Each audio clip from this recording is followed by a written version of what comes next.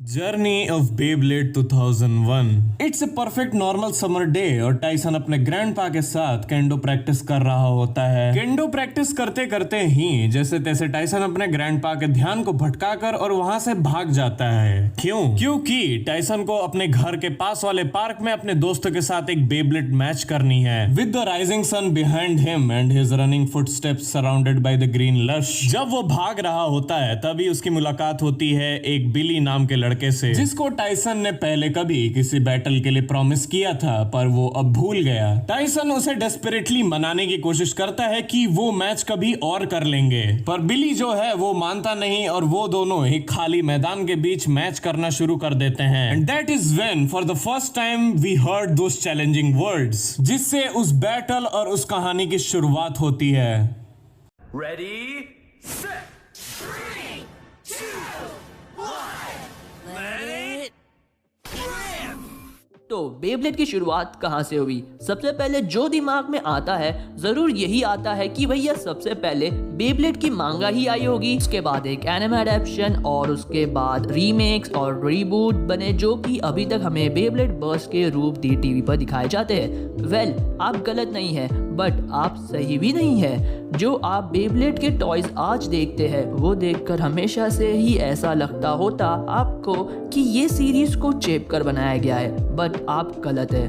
1999 में next generation बिगोमा battle Beyblade नाम से टॉयज निकाले जाते हैं जिनमें एक 3-बिट चिप भी होती थी जो कि गेम बॉय कलर में खेली जा सकती थी। आपको इसी नाम की गेमिंग खरीदनी थी और उसके बाद यही बेब्लेड्स खरीदने थे जिनमें उसी बेब्लेड की करस्पॉन्डिंग फिगर्स होना, जैसे कि गेम में। मतलब आप उसी एक ब्लेड को गेम में भी और रियल लाइफ मैचेस में भी यूज कर सकते थे। बाय द वे, क्या आइडिया था, है ना? बट इसके बाद भी ये लार्जली अनसक्सेसफुल रहा क्योंकि उस टाइम तक वो पोकेमॉन की ही मार्केटिंग स्ट्रेटजीज को कॉपी किए जा रहे थे।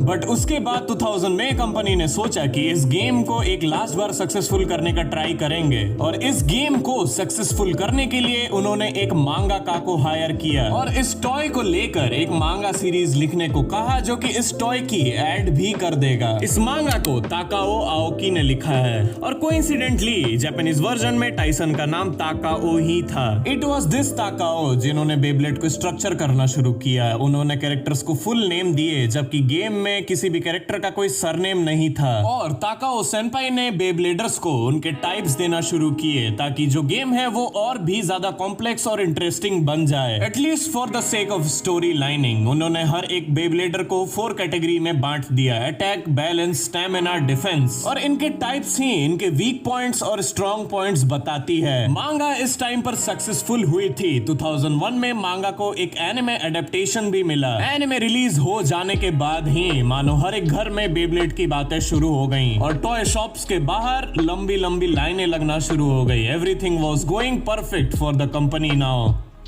जहां जहां एनिमे एडेप्शन के गेम डब्स जाते वहां वहां उसके गेम सेट्स भी दुकानों पर मिलना शुरू हो जाते। नॉर्थ अमेरिका और ऑस्ट्रेलिया जैसे देशों में बच्चे बेब्लेड करना शुरू हो गए और ऐसे ही कुछ सालों बाद बेब्लेड आया कार्टून नेटवर्क इंडिया में, जहां वो 5:30 बजे से लेके 6 बजे तक हर दिन टेलीकास्ट हुआ करता था और एक ही हफ्ते में उसने पोकेमॉन को भी पीछे छोड़ दिया था।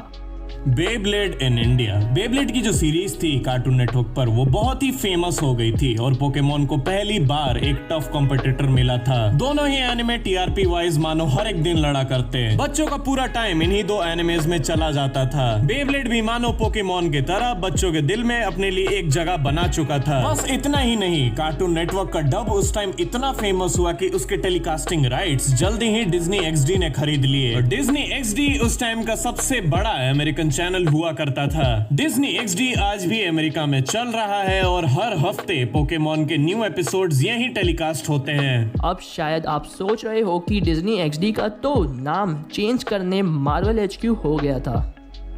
तो दोस्त, आप गलत हो। अगर आप मार्वल HQ की साइट खोलकर देखो तो उसमें साफ साफ दे रखा है कि चैनल स्वैप हुआ है, नेम चेंज नहीं हुआ। मार्वल HQ एक कम्प्लीटली न्यू चैनल है जिसमें डिज्नी XD को रिप्लेस किया है, क्योंकि डिज्नी XD को जल्दी ही पता चल गया कि यहाँ इंडिया में मार्वल का क्रेज एनिमे के क्रेज से ज़्यादा है। नेवरदलेस डिज्नी XD पर फिर टेलीकास्ट होना शुरू हो गया, और क्योंकि डिज्नी XD पर उस वक्त पोकेमॉन भी नहीं आता था, तो डिज्नी XD जल्द ही बेब्लेड के नाम से ही जाने जाना शुरू होने लगा और सब उसे बेब्लेड के चैनल के नाम से ही पहचानना शुरू हो गए। और इसी सक्सेस के बाद हंगामा टीवी ने भी सीधा जापान जाकर उसके डिस्ट्रीब्यूशन राइट्स खरीद लिए और रीडअप किया और फिर बेब्लेड को न्यू हाइट्स दी। अब इतना अच्छा एनिमे जिसकी इतनी अच्छी पकड़ थी पूरे देश पर, जिसका नाम हर एक बच्चे के जुबान पर रहता था, वो आज कहाँ है? कहाँ गया बेब्लेड? क्या हुआ उसके साथ?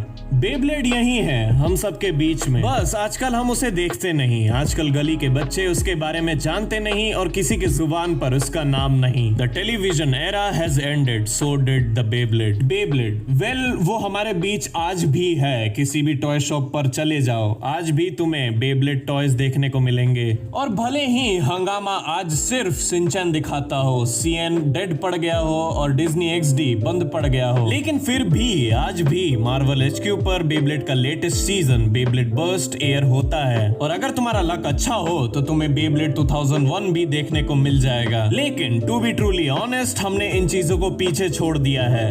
वी हैव ग्रोन बिगर, और आजकल के किड्स को इन चीज़ों में इंटरेस्ट ही नहीं है। But still I hope that one day जब इंडियन एनिमेशन जापानीज एनिमेशन से लेवल अप कर जाएगी और यहाँ भी राइटर्स को एप्रिसिएशन और क्रेडिट्स मिलना शुरू हो जाएगा, और उस दिन शायद दोबारा ऐसे ही बेब्लेड बूम या पोकेमॉन बूम वापस आएगा, but within Indianness in it.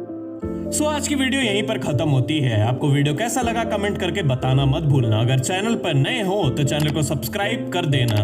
और आपको अगर ऐसे ही बेब्लेड रिलेटेड कंटेंट देखना पसंद है तो मुझे भी सब्सक्राइब कर देना, link in the description box. वैसे मुझे डाउट है एज एन ओटाकू वालों ने लिंक पेस्ट करी होगी भी क्या नहीं। तब तक के लिए सायोनारा।